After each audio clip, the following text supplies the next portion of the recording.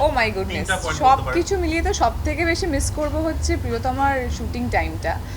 কারণ আমরা এত মজা করে এত হুল্লোড় করে শুটিং করেছিলাম সবাই। তো শুটিং ডেজগুলো একটু বেশি মিস করবো, তাছাড়া খাবার তো আছেই অল টাইম। টালিউড অভিনেত্রী টালিউড অভিনেত্রী বলা হয়, এখন কি আসলে বলা হবে যে আপনি বাংলাদেশের অভিনেত্রী? আপনার নিজের কাছে আসলে কি মনে হচ্ছে? এটা তো অলরেডি অ্যাকচুয়ালি বলা হচ্ছে, কারণ আমার যেহেতু ডেবিউ এখান থেকে, আমি শুরু এখান থেকে করেছি।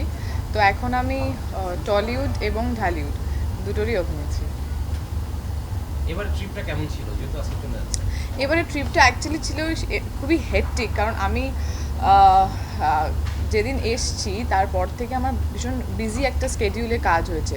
সো আমি সেই জন্য এইবারে এসে কারোর সঙ্গে ঠিক করে দেখাও করতে পারিনি, কথাও হয়নি সেভাবে। সো খুবই তাড়াতাড়ি এসে খুবই তাড়াতাড়ি চলে যাচ্ছি। কি কি কাজ হলো আসলে? আমি অ্যাকচুয়ালি এসেছিলাম ফরিদপুরের পর্যটন শিল্পের ওপরে একটা ডকুমেন্টারি ফিল্মের শুটিং হচ্ছিল, মানে হয়েছে।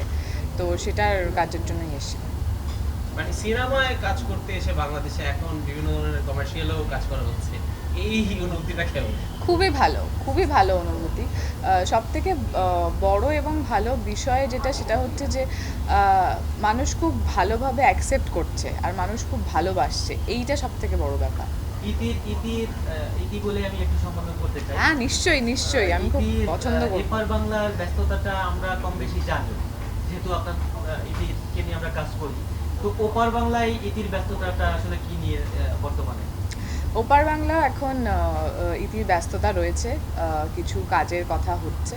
সো সুন হয়তো কিছু কাজ যদি ফাইনালাইজ হয় তাহলে শুরু হবে।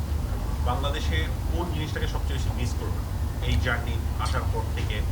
স্পেসিফিক বলবেন, একটা না হতে পারে, এইবারে তিনটা হতে না পারে, পুরোটা এইবার না, মিলিয়ে? পুরো ফুল ইয়েতে। ও মাই গুডনেস, তিনটা পয়েন্ট সব বলতে পারেন। কিছু মিলিয়ে তো সব থেকে বেশি মিস করব হচ্ছে প্রিয়তমার শুটিং টাইমটা।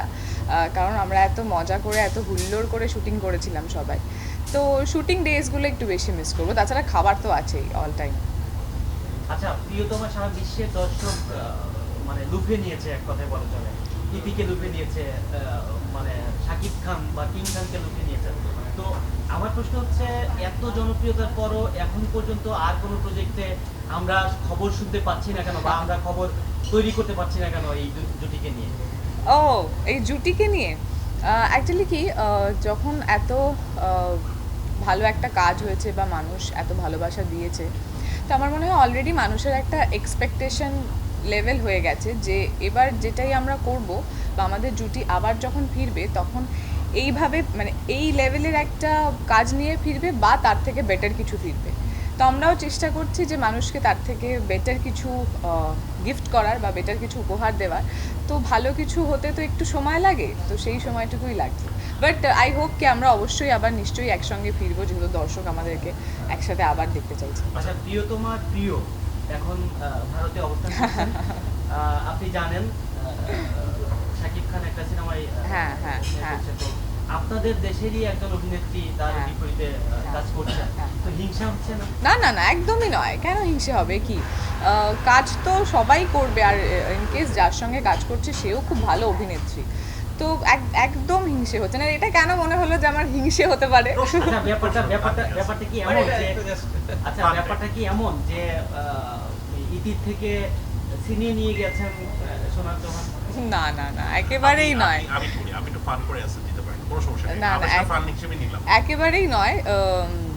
ইতির থেকে সুমনকে তো এত তাড়াতাড়ি কেউ ছিনিয়ে নিতে পারবে না। তো ছিনিয়ে নেওয়ার ব্যাপারটাই আসছে না।